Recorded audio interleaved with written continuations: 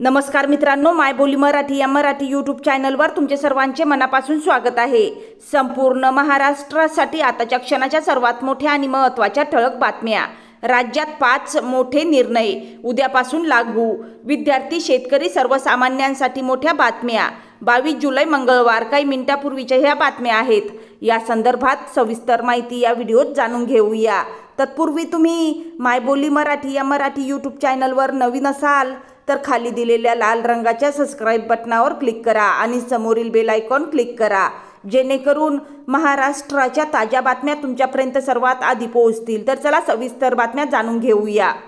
तर बघा, पहिली सर्वात मोठी आणि महत्त्वाची बातमी। बुलढाणा जिल्ह्यातील शिवनी, आरमाळ तालुका, देऊळगाव राजा येथील राज्य शासनाद्वारे आदर्श शेतकरी पुरस्कार प्राप्त शेतकऱ्यांनी 13 मार्च 2025 रोजी आपल्या शेतात आत्महत्या करीत शेकडो शेतकऱ्यांसाठी बलिदान दिले। याला 4 महिने उलटूनही कोणत्याच मागणीची पूर्तता झाली नाही। मुख्यमंत्री देवेंद्र फडणवीस यांनी त्यांच्या मुलांचे पालकत्व स्वीकारले नाही। यामुळे त्यांच्या विधवा पत्नीने कालपासून बेमुदत अन्नत्याग आंदोलन सुरू केले आहे। त्यानंतरची सर्वात मोठी आणि महत्त्वाची बातमी बघा, राज्यातील शेतकऱ्यांची कर्जमाफी करून त्यांचा सातबारा कोरा करावा, तसेच दिव्यांग आणि विधवांचे प्रलंबित प्रश्न सोडवावेत या मागणीसाठी येत्या दिनांक 24 जुलै रोजी राज्यभर 2 तास चक्काजाम आंदोलन करण्यात येणार आहे, अशी घोषणा करत माजी राज्यमंत्री बच्चू कडू यांनी राज्य सरकारला थेट इशारा दिला आहे।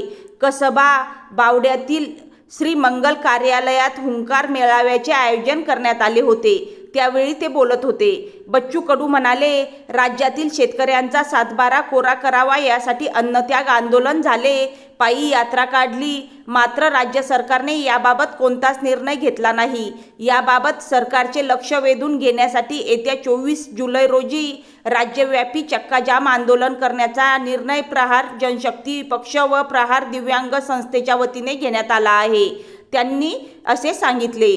तसेच शेतीमालाला योग्य भाव मिळत नाही, जर शेतीमालाला चांगला भाव भेटला तर देश सुखी व्हायला वेळ लागणार नाही।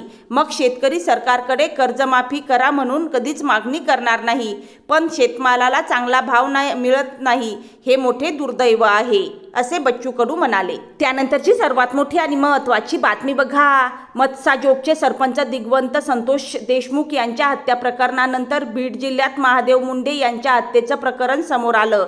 त्यानंतर मृत महादेव मुंडे यांच्या पत्नी ज्ञानेश्वरी मुंडे यांनी सातत्याने पोलीस प्रशासनाला आरोपींना अटक करा अन्यथा आंदोलन करण्याचा इशारा दिला होता। त्यानुसार अखेर ज्ञानेश्वरी मुंडेंनी तीव्र आंदोलन करत आत्महत्येचा प्रयत्नही केला होता।